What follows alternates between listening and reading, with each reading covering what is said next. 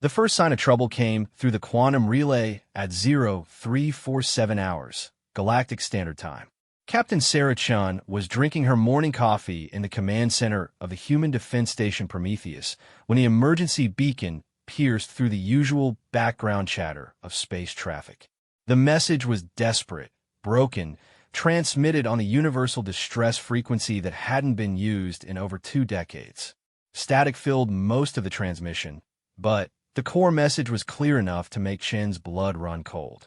This is Cathalar Colony under attack. Children dying. Please, anyone, help us. The transmission cut to silence. Chen stared at the display, coffee growing cold in her hands. Cathalar was a peaceful mining colony belonging to the Zalani, a species of gentle, herbivorous beings who had never shown aggression toward anyone. They were known throughout the galaxy for their kindness and their beautiful crystal gardens that could heal emotional trauma just by being near them. Lieutenant Rodriguez, give me everything we have on Cathalar Colony, Chen ordered, her voice steady despite the knot forming in her stomach.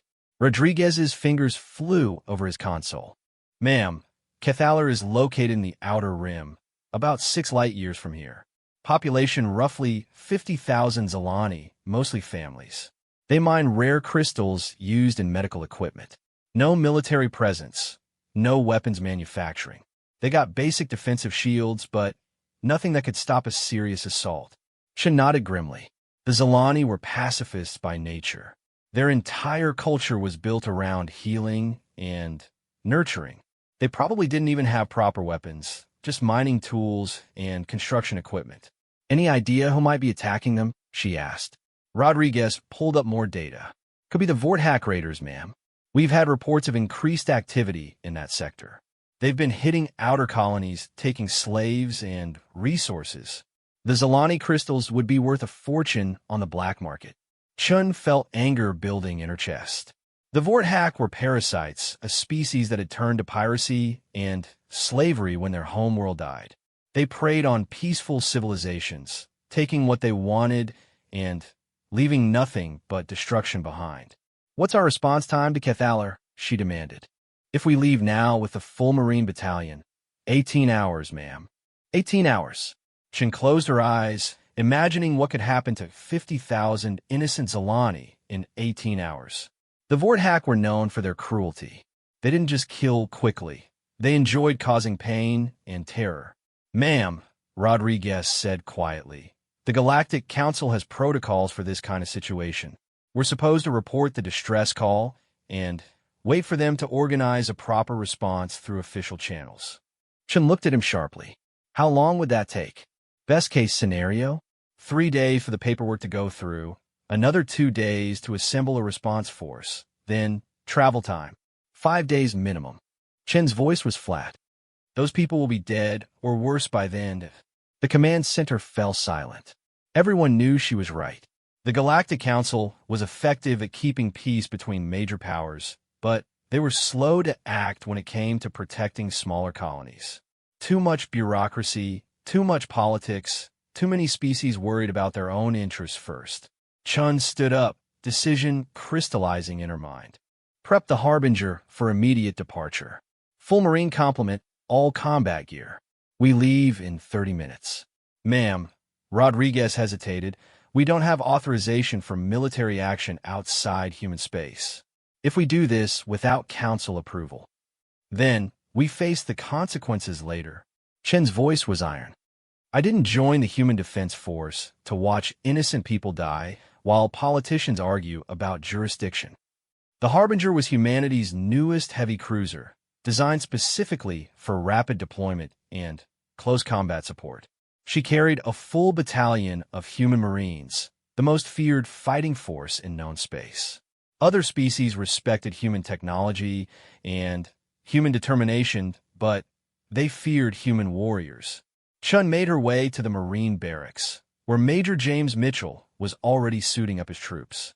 Mitchell was a veteran of the Proxima War, a massive man with scars across his face and eyes that had seen too much death. Major, how long until your Marines are ready for combat deployment? She asked. Mitchell looked up from checking his rifle. My boys are always ready, Captain. Just tell us who needs killing. Chun quickly briefed him on the situation. Mitchell's expression grew darker with each detail. Vorthak targeting children, he growled. Those cowards always go for the weakest first. Don't worry, Captain. We'll make them pay for every tear those kids have cried. The Marines around them were nodding, faces grim but determined. These were humans who had volunteered to put themselves between innocent people and those who would harm them. They came from every corner of human space, from Earth's sprawling cities to the frontier mining colonies of the Outer Rim. Sergeant Maria Santos was checking her squad's equipment. She had grown up on a colony that had been raided when she was a child. She remembered hiding in a storage closet while aliens murdered her neighbors. Now she made sure that no one else would have to experience that terror. Corporal David Kim was loading medical supplies into his pack. He was the unit's combat medic, a man who had sworn to preserve life even in the midst of battle. He knew that the Zalani would need medical attention, and he was determined to be ready for anything. Private Jennifer Walsh was barely 19, fresh from training on Earth. This would be her first real combat mission, and she was terrified. But she was also angry. The idea of children being hurt made her stomach churn with rage. As the Marines prepared their gear, Chun received another transmission from Keth Aller. This one was even more broken up, filled with static and what sounded like screaming in the background. There, in the city, burning everything, please, someone help, children in the schools. The transmission cut off completely. Chun stared at the dead communication channel, then turned to her crew. All stations, prepare for emergency jump. We're going to Keth Aller, and we're going to remind the galaxy why humans are still here. The Harbinger's crew moved with practiced efficiency. These were men and women who had trained together for years, who trusted each other with their lives. Chief Engineer Parker pushed the ship's engines beyond normal specifications. Navigation Officer Lee plotted the fastest possible course through hyperspace. Weapons Officer Zhang began preparing the ship's formidable arsenal. As the ship prepared to jump, Chun thought about the choice she was making. By acting without council authorization, she was risking her career, her ship, and the lives of everyone aboard. Some would call it reckless. Others might say it was stupid. But Chun knew it was right. Humans had always been the species that rushed toward danger when others needed help. It was what made them different from most of the galaxy. While other species calculated risks and benefits, humans acted on instinct and conscience. The hyperspace jump engaged with a sensation like falling through liquid starlight. The Harbinger shot through dimensions, racing toward a small colony where innocent people were dying and no one else was coming to help. In the Marine Bay, Major Mitchell addressed his troops over the intercom. Listen up, Marines. We're heading into a situation where the odds are unknown, the enemy is ruthless, and we have no backup coming. The Zalani are peaceful people who never hurt anyone. They got children, families, people just trying to live their lives. Right now, those people are being terrorized by alien pirates who think they can do whatever they want because no one will stop them. He paused, looking around at the faces of his soldiers. They're wrong. We're going to stop them. We're going to remind the Vorthak why humans don't back down from a fight, and we're going to make sure those children get to grow up safe. The Marines responded with a unified aura that echoed through the ship. They began final preparations, checking weapons, reviewing tactical data, preparing for battle. Chun received a priority message from Human Command. They had detected the unauthorized departure and were demanding an explanation. She sent back a simple response, rendering humanitarian aid. We'll report upon return. She knew there would be consequences. Humans were supposed to work within the galactic framework, not go charging off on their own. But sometimes the framework wasn't enough. Sometimes you had to act on what was right, not what was authorized. As the Harbinger raced through hyperspace, Chun found herself thinking about the Zalani. She had met a few of them at diplomatic functions, gentle creatures with large eyes and soft voices. They spoke in harmonics that sounded like music, and they had the ability to sense emotional pain in others. Their entire culture was dedicated to healing and growth.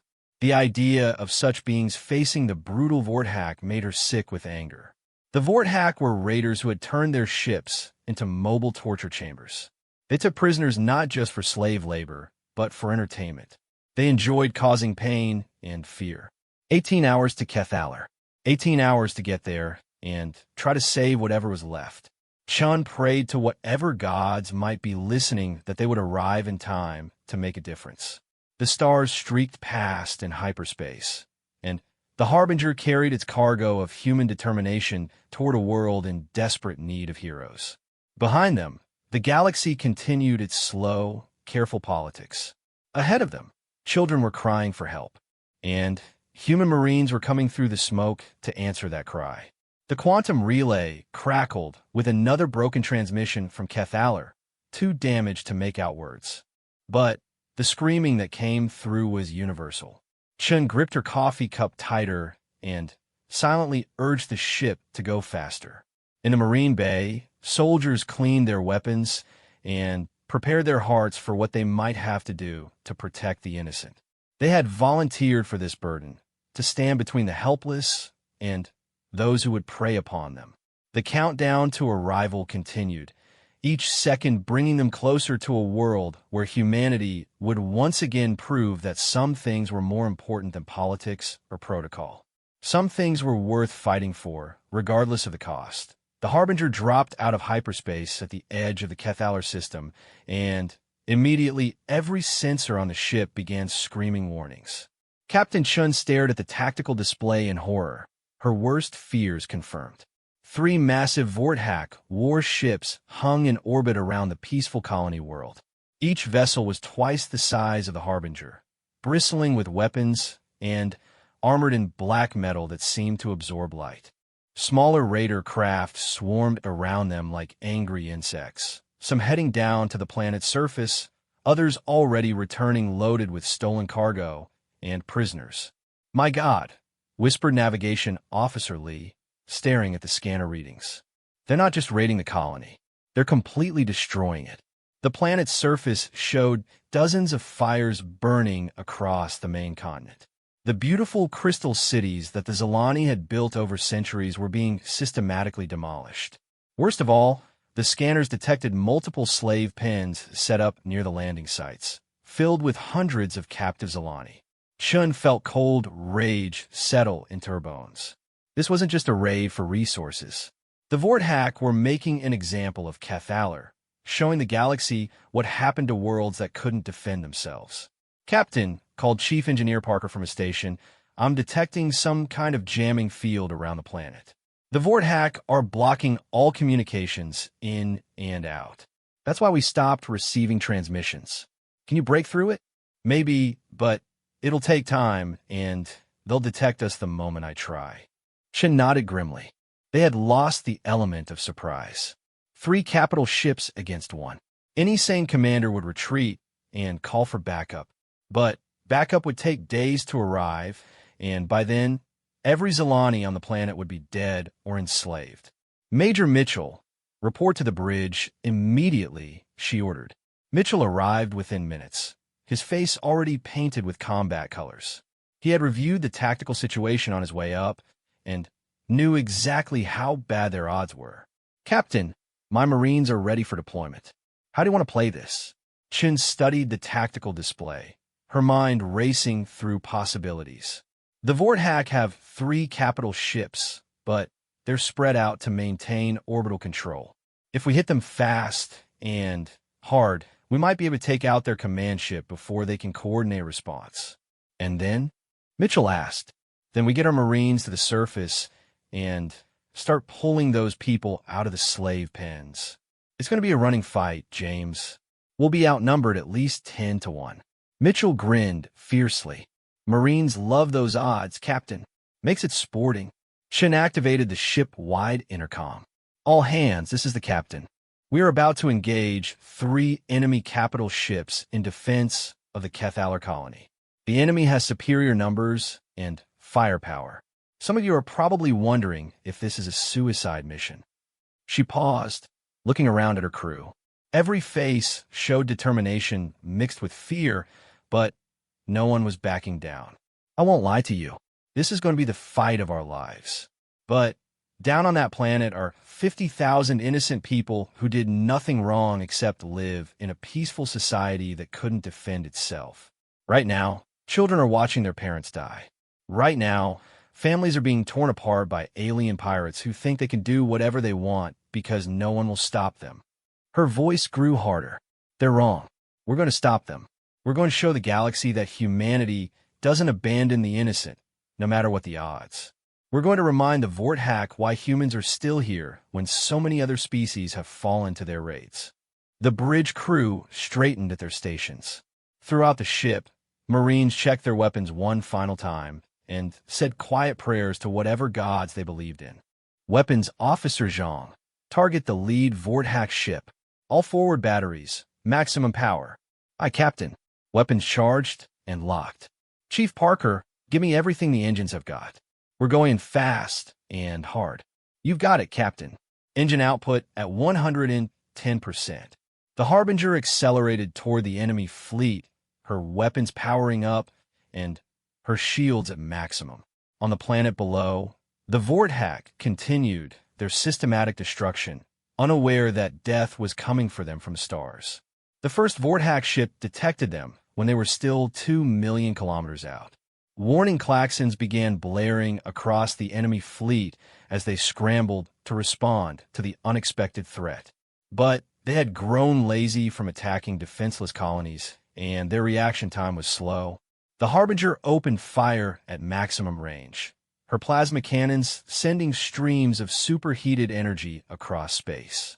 The lead Vorthak ship's shields flared and sparked as they absorbed the punishment, but the alien vessel was heavily armored and built for war. Direct hit on their forward section, Zhang reported. Their shields are down to 70%.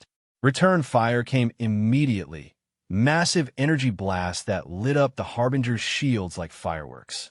The ship shook under the impact but held together. Shields holding at 80%, Lee called out. But, Captain, the other two ships are moving to intercept. They'll have us in a crossfire in 3 minutes. Chen watched the tactical display with calculating eyes. The Vorthak were trying to box them in, use their superior numbers to overwhelm the human ship. But they were thinking like pirates, not soldiers. Mitchell, how fast can your Marines deploy once we reach the planet? Depend on the landing zone, Captain. If we can get close to those slave pens, we can have boots on the ground in 5 minutes. Good, because we're not fighting these ships. We're running past them. Shun turned to her helmsman. Lee, plot a course directly through their formation. Maximum acceleration. We're going to punch through to the planet. Captain, Zhang called urgently. If we get caught between all 3 ships, they'll tear us apart. Not if we don't give them time to coordinate their fire. All power to forward shields and engines. We're going to ram our way through. The Harbinger surged forward, accelerating to dangerous speeds as she charged directly at the enemy formation. The Vorthak ships, caught off guard by the suicidal maneuver, struggled to adjust their positions to bring all their weapons to bear. Plasma fire erupted from all directions as the human ship raced through the gauntlet. The Harbinger's shields flared and crackled under the barrage, but her forward momentum carried her through before the enemy could focus their fire effectively. Shields down to 30%. Lee reported, sweat beading on his forehead. Hull breaches on decks 4 and 7, but damage control teams are responding. We're through. Zhang called out triumphantly. Clear path to the planet. But their victory was short-lived. As the Harbinger raced toward Cathalar's surface, scanner readings showed dozens of smaller Vorthak ships rising from the planet to intercept them. These were fast attack craft, designed for exactly this kind of close combat situation. Captain, Mitchell called over the intercom. My Marines are ready for hot deployment. Just get us to those slave pens. Chun studied the surface scanner readings, looking for the best landing site. The main slave pen complex was located near what had once been the colony's primary city. Now, it was a burning ruin, but the Vorthak had set up their operations in the ruins of the Zolani's beautiful crystal gardens. There, she pointed at the tactical display. That clearing about 2 kilometers from the main pen. It's far enough away that we won't land on top of their defenses, but close enough for the Marines to reach the prisoners quickly. The Harbinger dove toward the planet's surface, her engines screaming as she fought against gravity and enemy fire. The smaller Vorthack ships swarmed around her like angry wasps, their energy weapons carving chunks out of her hull armor. Damage report. Chun called over the sound of alarms. Port engine offline. Starboard engine at 60%, Parker reported. We've got fires on 3 decks, but the ship will hold together for landing. Landing? Jean looked at her in surprise. Captain, if we land, we won't be able to take off again. Not with this much damage. Chun nodded grimly. I know. That's why we're going to make this count. The ship hit the planet's atmosphere like a meteor, her hull glowing red-hot from friction. Behind them, the 3 Vorthack capital ships were descending as well, their commanders realizing that the humans weren't trying to escape. They were making a stand on the planet's surface. As they approached the landing site, Chun could see the full horror of what the Vorthack had done to Cathalar. The beautiful crystal cities had been reduced to glowing slag. Bodies littered the streets, and smoke rose from 1,000 fires. In the distance, she could make out the slave pens, massive force field enclosures packed with terrified Zilani. All hands, prepare for emergency landing, she announced.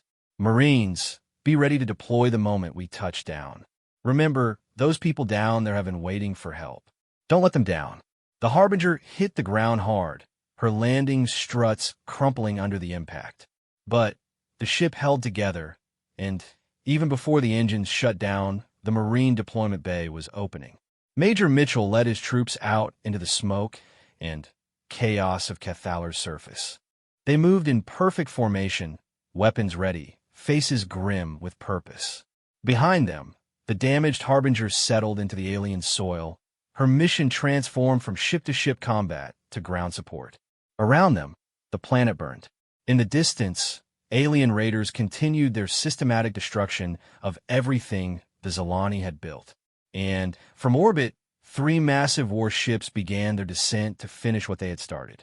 But now they faced something they hadn't expected. Now they faced human Marines, fighting not for conquest or profit, but for the simple principle that innocents should not suffer while others stood by and watched. The battle for Cathalar was about to begin. Mitchell raised his rifle and looked back at his troops. These men and women had volunteered to put themselves between evil and innocence. Now it was time to prove that human courage could triumph over alien cruelty. All right, Marines, he called out over the sound of distant explosions. Let's go remind these bastards why humans don't back down from a fight. The Marines advanced toward the slave pens, moving through the smoke of a dying world, carrying hope on their shoulders and death in their hands. Major Mitchell led Alpha Company through the smoldering ruins of what had once been Cathalar's most beautiful district. The Zilani Crystal Gardens lay shattered, their healing properties turned into glittering fragments scattered across blackened earth.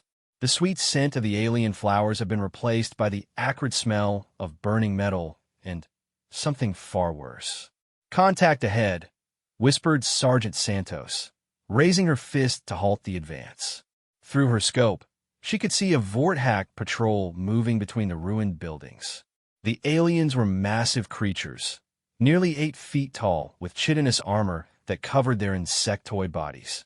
They carried energy weapons that could cut through most known materials, and they moved with the predatory confidence of apex predators.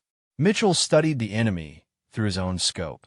6 Vorthack warriors, probably a routine patrol, checking the perimeter of their slave pen complex. They moved carelessly, not expecting any resistance on a world they had already conquered. Santos, take your squad around to the left flank. Kim, you're with me on the right. We hit them fast and quiet.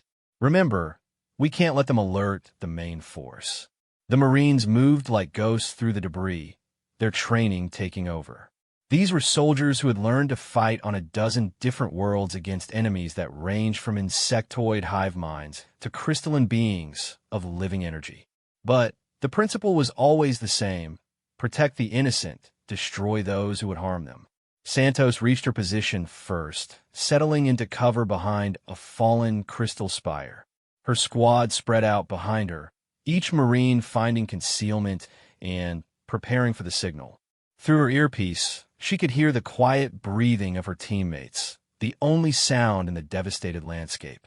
Mitchell's voice came through the comm, barely a whisper. Execute. The attack was swift and brutal. Human plasma rifles spoke with deadly precision, catching the Vorthak patrol completely by surprise. The aliens' chitinous armor, designed to stop energy weapons, proved inadequate against the concentrated firepower of 20 human Marines firing in perfect coordination. The entire engagement lasted less than 30 seconds. When the smoke cleared, 6 Vorthak lay dead among the crystal fragments, their weapons scattered and useless. Area secure, Santos reported. No survivors. Mitchell nodded grimly. He took no pleasure in killing, but these creatures had come to Kethalar to terrorize and enslave innocent people. They had made their choice, and now they live with the consequences. Move out. The slave pens are 2 clicks ahead. As they advanced through the ruined city, the Marines began to encounter the full horror of the Vorthak raid. Zolani bodies lay in the streets, cut down as they tried to flee. Homes had been systematically looted and then destroyed. Worst of all were the signs of the hunt, the places where the Vorthak had chased down fleeing families for sport. Private Walsh, the youngest member of the unit, stopped beside a small building that had once been a school. The walls were covered with children's artwork, bright drawings of crystal gardens, and smiling families. Now the pictures were stained with blood and smoke. "Sergeant," she called quietly, her voice tight with emotion. Santos moved to her position and saw what had made the young Marine pause. Inside the building, they could see small forms huddled in a corner. Zolani children, maybe 20 of them, hiding in what had once been their classroom. "They're alive," Walsh whispered. Santos activated her translator and spoke in the gentle, harmonic tones of the Zolani language. "Children, we are friends. We have come to help you. You are safe now." The response was immediate. The children, who had been silent and motionless with terror, suddenly began crying and calling out in their musical voices.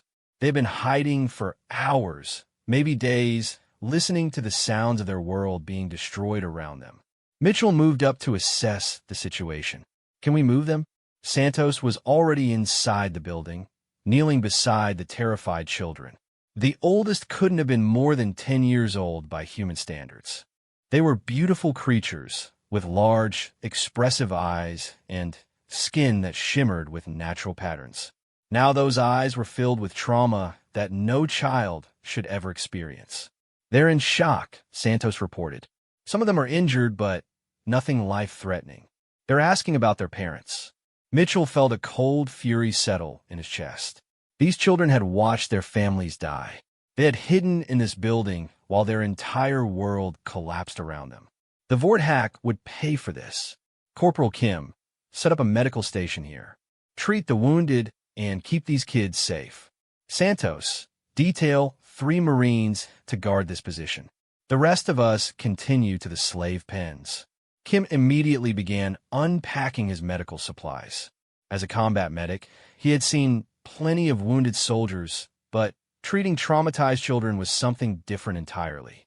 He spoke softly to them in their own language, using words he had learned from the translation database.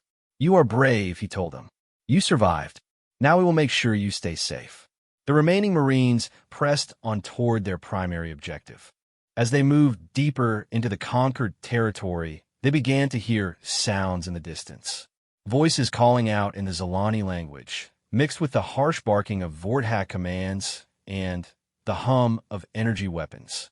"Sir," Santos whispered, pointing ahead. "There it is." The slave pen complex sprawled across what had once been the colony's central plaza. Massive energy barriers formed holding areas, each one packed with hundreds of Zolani prisoners.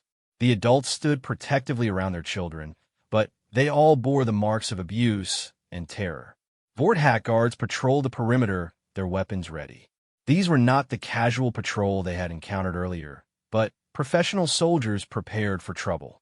In the center of the complex, a massive Vorthack officer oversaw the operation, his armor decorated with the bones of previous victims. Mitchell counted the enemy forces. At least 40 Vorthack warriors, plus support personnel, against his remaining 17 Marines. The odds were bad, but not impossible. The real challenge would be freeing the prisoners without getting them killed in the crossfire. Alpha Team, circle left. Bravo Team, take the right flank. Charlie Team, you're with me. We going fast and hard, but watch your fire. Those are innocent civilians down there. The Marines moved into position with practiced efficiency. Each team leader checked in over the comm, confirming they were ready. In the distance, they could hear the sound of engines as the Vorthack capital ships continued their descent toward the planet's surface. This is it, people, Mitchell said quietly. Remember why we're here. Those people down there have been waiting for someone to help them. Today, that someone is us. He raised his weapon and sighted on the nearest Vorthack guard. Around him, his Marines did the same. These were men and women who had volunteered to stand between the innocent and those who would harm them. Now it was time to prove that human courage could triumph over alien cruelty. All teams, execute on my mark, Mitchell commanded. 3, 2, 1, mark. The battle erupted with devastating violence. Human plasma rifles opened fire from 3 directions simultaneously, catching the Vorthack guards in a crossfire that decimated their ranks. The aliens, caught completely by surprise, struggled to respond to the coordinated assault. But the Vorthack were professional soldiers, and they recovered quickly from the initial shock. Return fire began immediately. Energy blasts that lit up the night and sent the rescued children screaming in terror. Suppressing fire, Santos called out, her rifle spitting death at the enemy positions. Keep their heads down. Private Walsh found herself face to face with a Vorthack warrior who had broken through the Marine perimeter. The alien was massive, towering over her with mandibles that clicked hungrily. For a moment, fear paralyzed her. This was her first real combat, and the enemy was nothing like the training simulations. Then, she remembered the children in the school, hiding in terror while their world died around them. Rage replaced fear, and she emptied her clip into the alien's center mass. The Vorthack fell, its armor cracking under the sustained fire. Target down, she reported, surprised by the steadiness of her own voice. The battle raged for what felt like hours, but was probably only minutes. Human training and coordination gradually overcame alien numbers and individual strength. One by one, the Vorthack guards fell to precise Marine fire. When the last alien warrior collapsed, an eerie silence fell over the slave pen complex. The energy barriers flickered and died as their power sources were destroyed. Hundreds of Zalani prisoners stood in shock, unable to believe that their nightmare might finally be over. Mitchell walked among the freed prisoners, his rifle still ready but pointed down. The Zalani looked at him with wonder and gratitude, their musical voices rising in harmonious thanks. Some of them reached out to touch his armor, as if needing to confirm that he was real. Sergeant Santos, get these people organized for evacuation. Kim, start treating the wounded. Everyone else, defensive perimeter. Those capital ships will be here soon, and when they arrive, they're going to be very angry. But even as they prepared for the next phase of the battle, Mitchell felt a fierce satisfaction. They had done the impossible. A small force of human Marines had assaulted a heavily defended position and won. More importantly, they had saved thousands of innocent lives. The real test was still coming. The Vorthack capital ships would bring thousands of warriors, along with heavy weapons and orbital support. But for this moment, the children of Kethalar were free, and human Marines had proven once again that some things were worth fighting for, no matter what the odds. The ground shook beneath their feet as the first Vorthack capital ship touched down 3 kilometers away. The massive vessel settled into the ruined landscape like a predatory beast claiming its territory, its weapons already swiveling toward the freed slave pens. Within minutes, 2 more ships landed in strategic positions, forming a triangle that trapped the human Marines and their rescued Zalani in a killing field. Major Mitchell watched the enemy deployment through his scope, calculating odds that kept getting worse. Each capital ship carried at least 500 Vorthak warriors, plus heavy weapons, assault vehicles, and orbital bombardment capabilities. Against his 17 remaining Marines and 3,000 terrified civilians, the enemy had overwhelming superiority. "Sir," Sergeant Santos called from her position overlooking the nearest enemy ship. "They're deploying heavy armor. I count at least 6 assault walkers, plus supporting infantry." Mitchell nodded grimly. Vorthak assault walkers were 12-foot-tall mechanical beasts designed to break through fortified positions. Each one carried enough firepower to level a city block, and their armor could withstand anything short of a direct hit from a capital ship's main guns. "Corporal Kim, how many of the Zalani are mobile?" The medic looked up from where he was treating a wounded child. "About 2/3, sir. The rest are too injured or too young to move quickly. We need at least an hour to get them all to safety." "We don't have an hour." Mitchell studied the tactical situation, looking for any advantage they might exploit. The Zalani were scattered across the former slave pen area, still too traumatized to organize effectively. Many of the adults were searching frantically for family members, calling out in their musical language.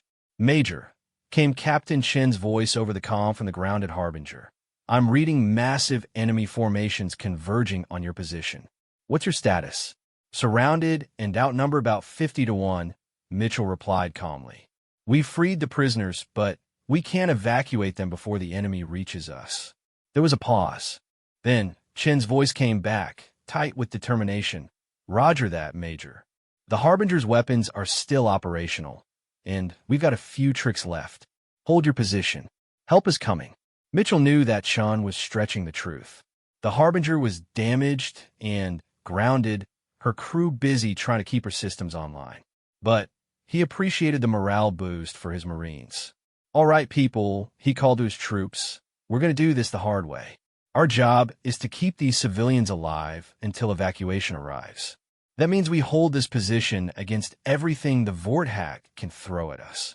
Private Walsh looked around at the thousands of Zalani they were protecting. Children clung to their parents. Elderly Zalani sat in exhausted silence, and the wounded lay wherever they could find space. The idea of protecting all of them against a full-scale alien assault seemed impossible. "Sir," she asked quietly, "how are 17 Marines supposed to stop 3 capital ships' worth of enemy troops?" Mitchell smiled fiercely. "The same way humans have always stopped superior forces, Private. We make them pay for every meter of ground, we never give up, and we remember what we're fighting for." He activated his comm unit and spoke to all his Marines simultaneously. "Listen up, Marines. In about 10 minutes, several thousand hostile aliens are going to try to recapture these prisoners and probably kill us all. They have better weapons, better armor, and better numbers. But they don't have what we have." He paused, looking around at his troops. These were volunteers who had sworn to protect the innocent, regardless of species or politics. They don't have the righteous fury of humans defending children. They don't have the training of human Marine Corps. And they sure as hell don't have the knowledge that if we fail here, 3,000 innocent people die. The Marines straightened at their positions, checking their weapons one final time. Sergeant Santos was setting up a heavy plasma cannon in the ruins of a crystal garden. Corporal Kim finished treating the wounded and picked up his rifle.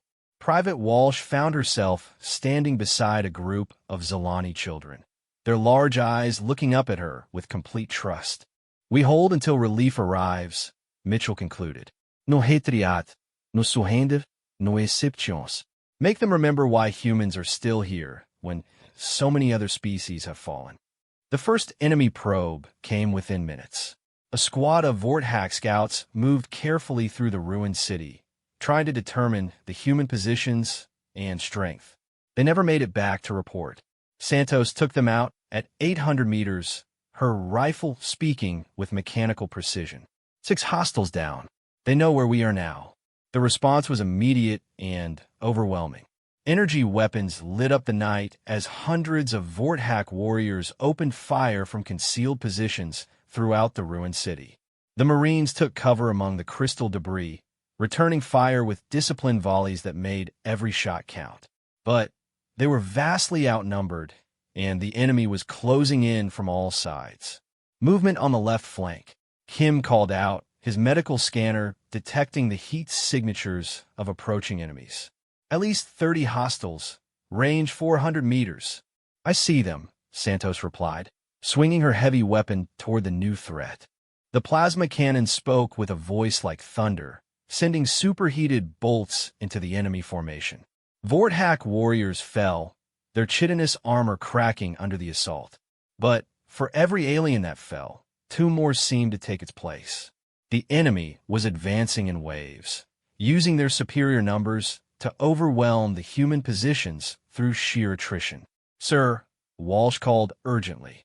There's something moving behind us. Mitchell spun around to see one of the massive assault walkers emerging from the smoke, its weapons already tracking toward their position. The 12-foot-tall machine moved with surprising grace for something so large, its multiple weapon systems swiveling independently to engage different targets. Everyone down, Mitchell shouted.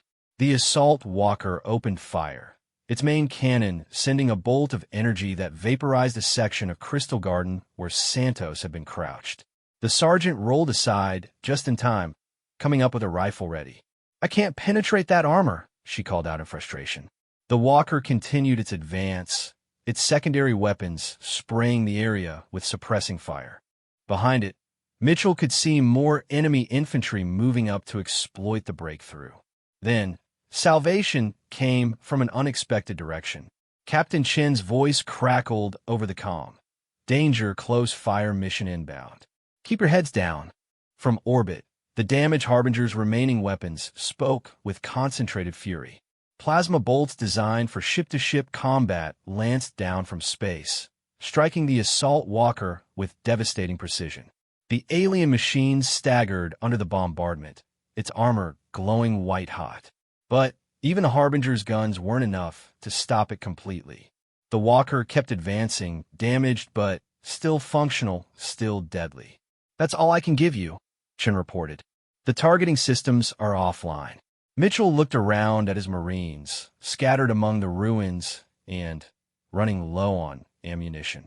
The enemy assault was intensifying, and they were being pushed back toward the area where the Zalani civilians huddled in terror. That's when Private Walsh did something that would be remembered in Marine legend for generations. The young Marine stood up from her cover, exposing herself to enemy fire, and charged directly at the assault walker.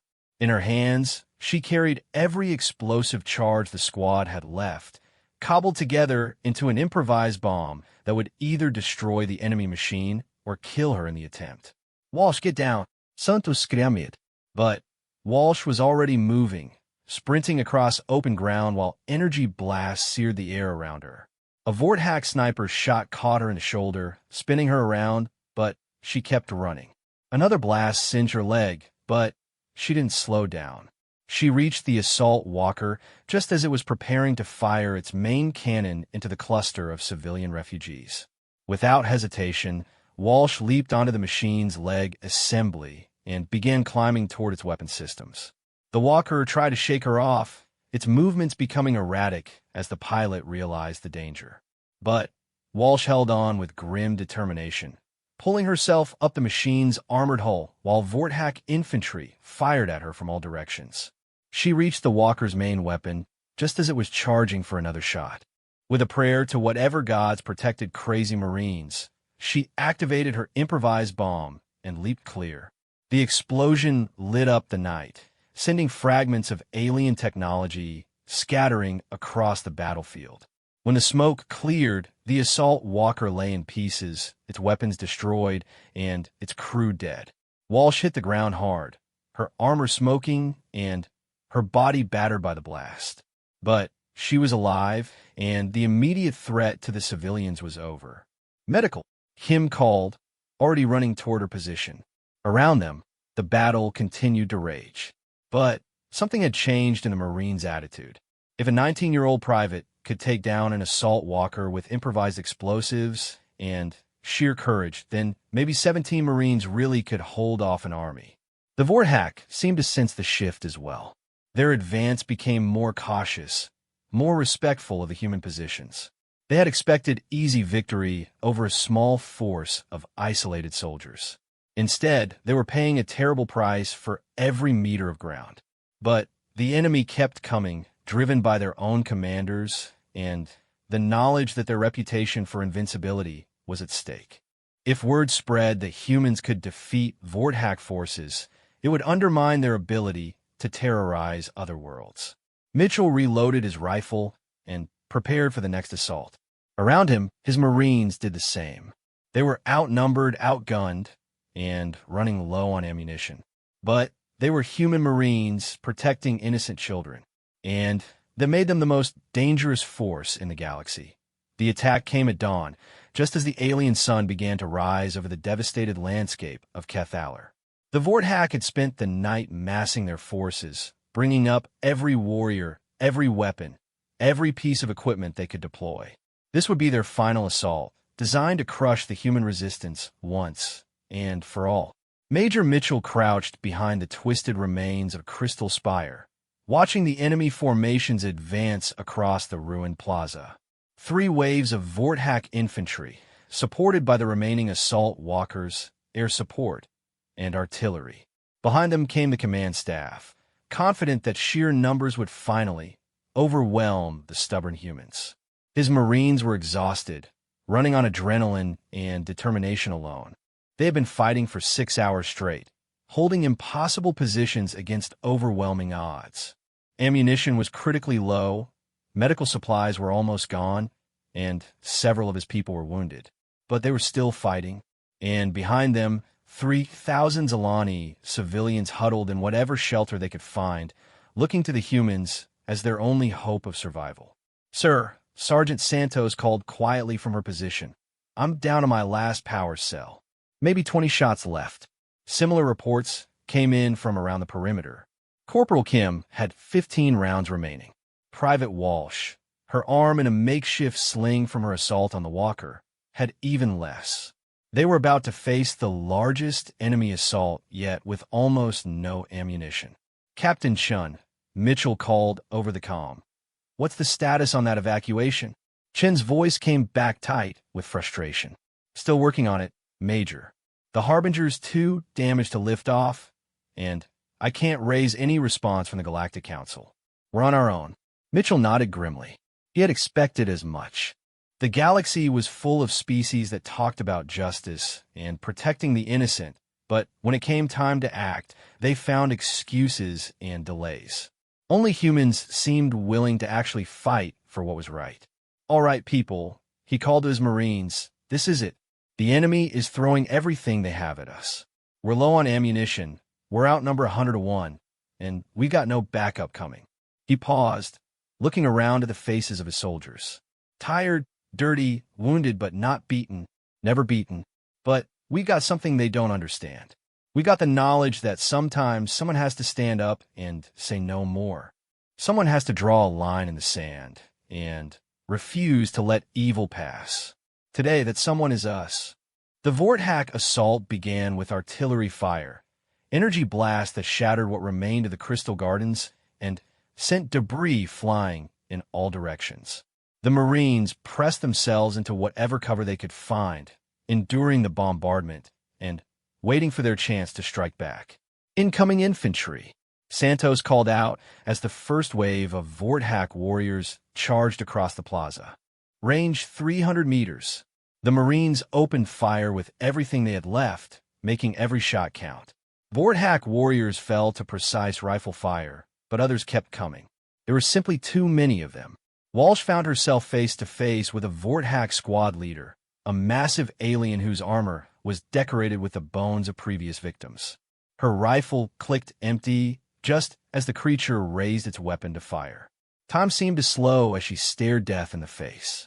Then, one of the Zalani civilians, an elderly male whose family had been murdered in the initial attack, stepped between them. He carried no weapon, had no armor, possessed no combat training. But he stood firm, his arms spread wide to protect the human who had saved his people. "No," he said in his musical language. "No more killing. No more death." The Vorthak warrior hesitated, confused by this act of defiance from what he considered prey. In that moment of hesitation, Walsh drew her sidearm and put 3 rounds into the alien center mass.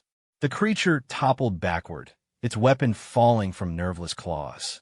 "Thank you," she whispered to the Zilani elder. But the enemy kept coming. The second wave hit just as the first was faltering, fresh troops advancing over the bodies of their fallen comrades. The Marines were being pushed back, forced to give ground they couldn't afford to lose.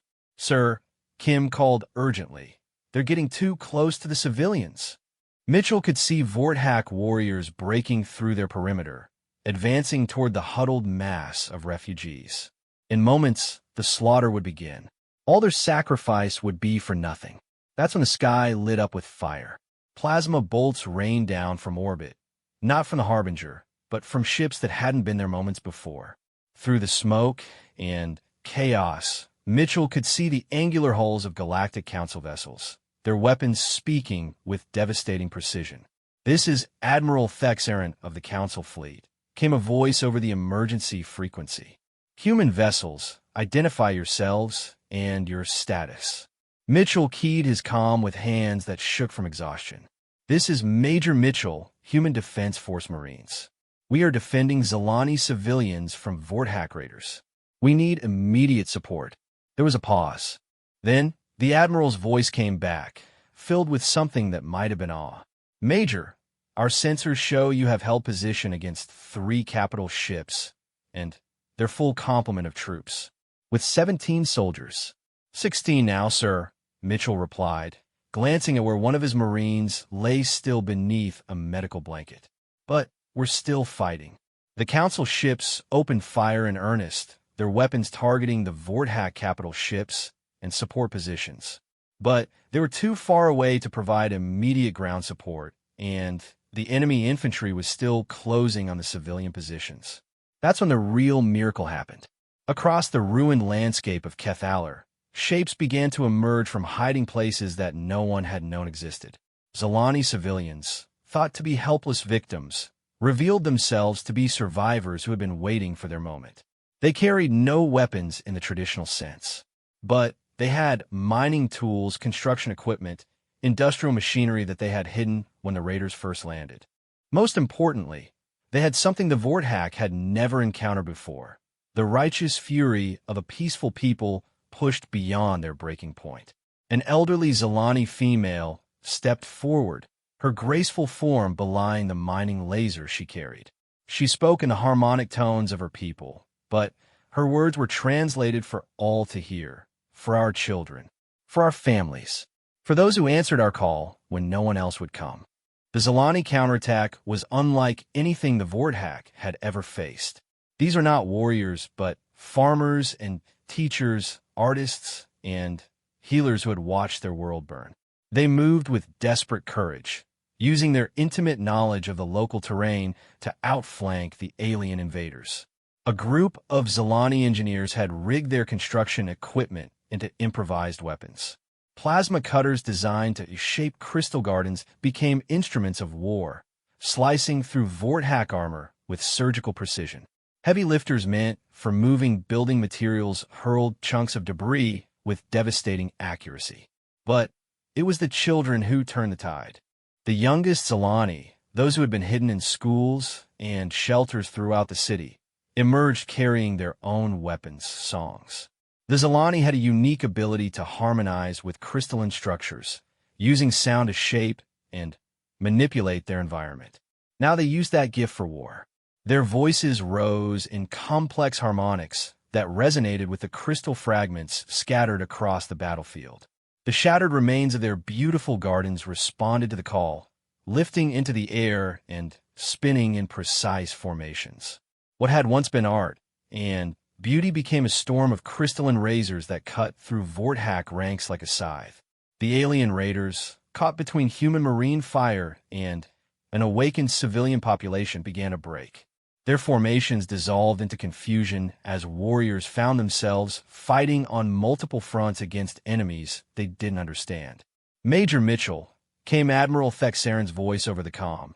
We're reading massive enemy casualties. What's your situation? Mitchell looked around at the battlefield, hardly believing what he was seeing. His exhausted Marines were advancing alongside Zalani civilians, the two groups moving in perfect coordination despite never having trained together. The Vorthak, for the first time in the battle, were retreating. Sir, he replied, I think the situation is under control.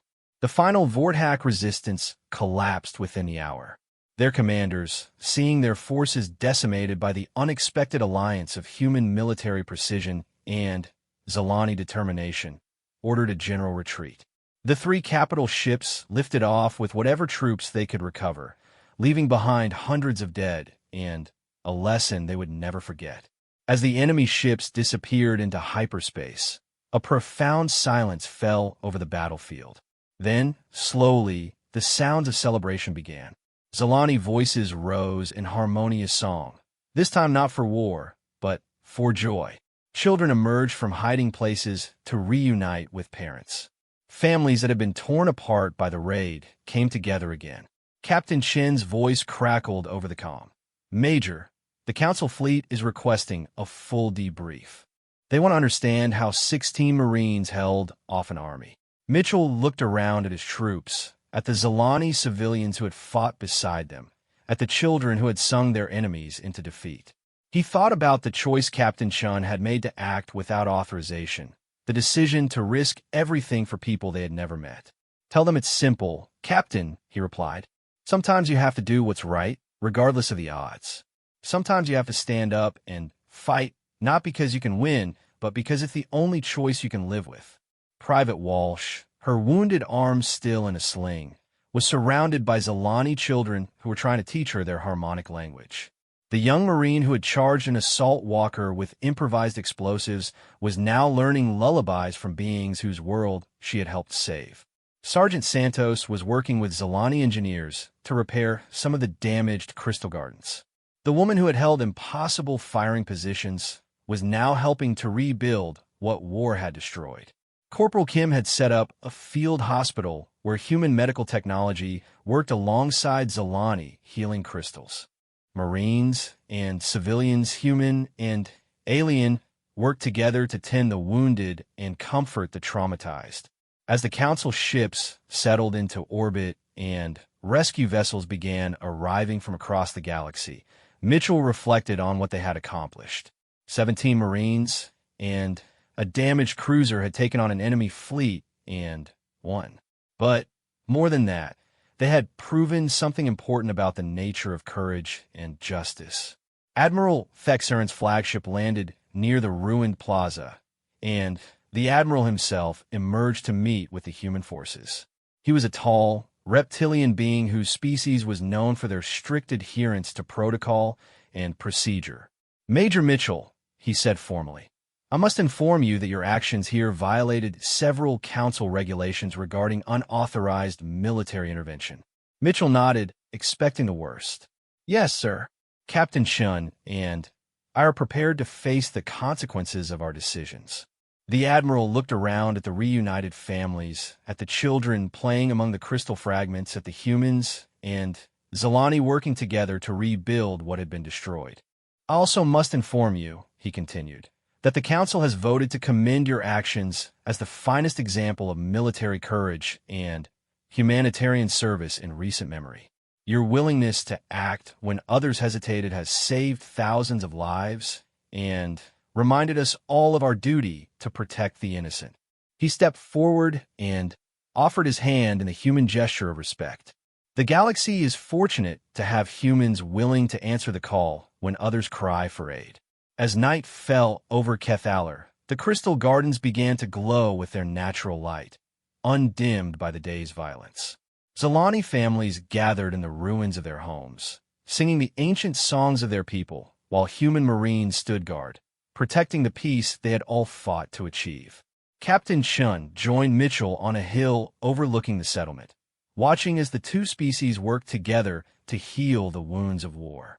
Think they'll remember this? She asked quietly. Mitchell nodded. They'll remember. And the next time someone cries for help, maybe more people will be willing to answer the call. In the distance, a child's voice rose in harmony, joined by others until the night was filled with music. Human and Zalani, military and civilian, all voices joined in a song of hope and renewal. They had cried for aid, and human Marines had answered through the smoke. But in the end, they had all found something more valuable than victory. They had found each other. The battle for Kethalar was over.